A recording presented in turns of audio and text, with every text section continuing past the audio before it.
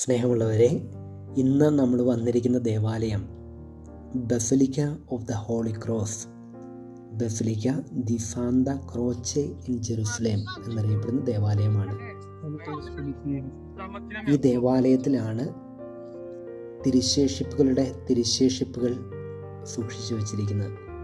അതായത് ജെറുസലേമിൽ നിന്ന് കൊണ്ടുവന്ന് ഈശോയുടെ കുരിശിൻ്റെ ഭാഗങ്ങൾ, ഈശോയെ കുരിശിൽ തറച്ച ആണി, മുൾമുടിയിലുണ്ടായിരുന്ന മുള്ള്, ഇതൊക്കെ ഇവിടെ സൂക്ഷിച്ചു വെച്ചിട്ടുണ്ട്. അതുകൊണ്ട് ഇവിടെ എഴുതി വെച്ചിട്ടുണ്ട് റിലിക്സ് ടു ദ റിലിക്സ്. തിരുശേഷിപ്പുകളിലേക്കുള്ള തിരുശേഷിപ്പാണ്.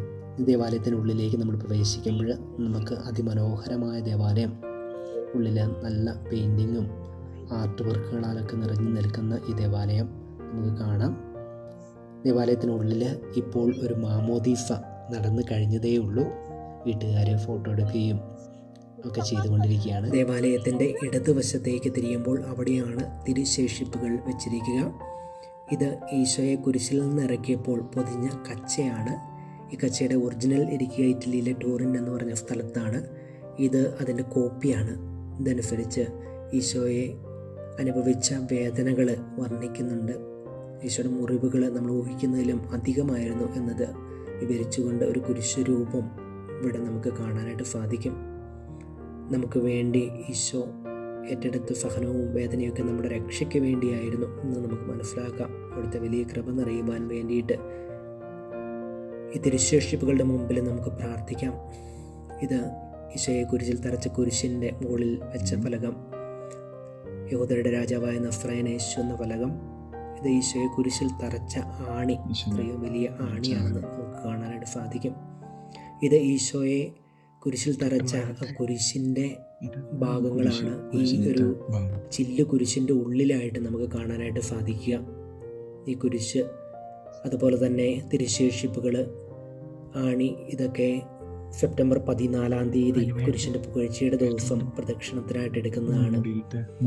ഇതാ ഈശോയെ മുൾക്കിരീടം അണിയിപ്പിച്ച മുൾക്കിരീടത്തിലെ മുള്ള്, 2 മുള്ളുകൾ നമുക്ക് കാണാം. അതുപോലെ തന്നെ തോമാസ് ലീഹായുടെ ചൂണ്ടുവിരലാണ്.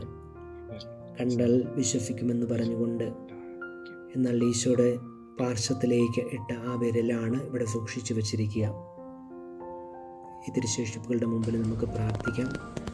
സെപ്റ്റംബർ 14 കുരിശിൻ്റെ പുകഴ്ചയുടെ ദിവസം, അന്നേ ദിവസം ഇത് പ്രദക്ഷിണത്തിനായിട്ട് എടുക്കുകയും അതുപോലെ തന്നെ 40 മണിക്കൂർ ആരാധനയൊക്കെ ഇവിടെ പ്രത്യേകമായിട്ട് നടത്തപ്പെടുന്നുണ്ട്. നമുക്കും പ്രാർത്ഥിക്കാം വലിയ അനുഗ്രഹങ്ങളാൽ നിറയുവാനായിട്ട്. ദേവാലയത്തിൻ്റെ വലതുവശത്തേക്കുള്ള വഴിയിലൂടെ നമ്മുടെ ദേവാലയത്തിൻ്റെ അണ്ടർഗ്രൗണ്ടിലേക്ക് പോവുകയാണ്.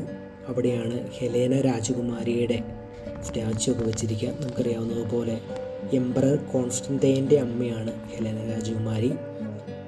ഹെലേന രാജകുമാരിയുടെ സ്റ്റാച്ചു എപ്പോഴും കുരിശു പിടിച്ചുകൊണ്ട് ഉള്ള സ്റ്റാച്ചുവാണ്.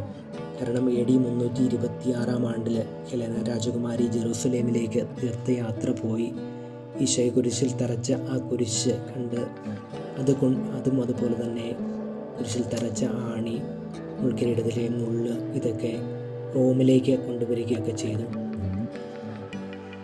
ഈ തിരുശേഷിപ്പുകളുടെ മുമ്പിൽ നമുക്കും പ്രാർത്ഥിക്കാം. അതുപോലെ തന്നെ ഈ ദേവാലയത്തിൻ്റെ ഫ്ലോർ ചെയ്തിരിക്കുക ജെറൂസലേമിൽ നിന്ന് കൊണ്ടുവന്ന മണ്ണ് കൊണ്ടാണെന്നാണ് പറയപ്പെടുക. അതുകൊണ്ട് തന്നെ ഇതറിയപ്പെടുക, ഈ ദേവാലയം അറിയപ്പെടുക basilica of the holy cross in Jerusalem എന്നാണ് അറിയപ്പെടുക. Basilica di Santa Croce in Jerusalem. ഈ തിരുശേഷിപ്പുകളുടെ മുമ്പിൽ നമുക്ക് പ്രാർത്ഥിക്കാം. നമ്മുടെ പ്രാർത്ഥനകൾ, നിയോഗങ്ങളെല്ലാം ദൈവസന്നിധിയിലേക്ക് സമർപ്പിച്ചുകൊണ്ട് അവിടുത്തെ വലിയ അനുഗ്രഹങ്ങളാലും കൃപകളാലും നിറയുവാനായിട്ട് നമുക്ക് ഒരുങ്ങാം. നമ്മുടെ കർത്താവായ ഈശോ മിശിഹായുടെ കൃപയും പിതാവായ ദൈവത്തിൻ്റെ സ്നേഹവും പരിശുദ്ധാത്മാവിന്റെ സഹവാസവും നിങ്ങളോട് കൂടെ ഉണ്ടായിരിക്കട്ടെ.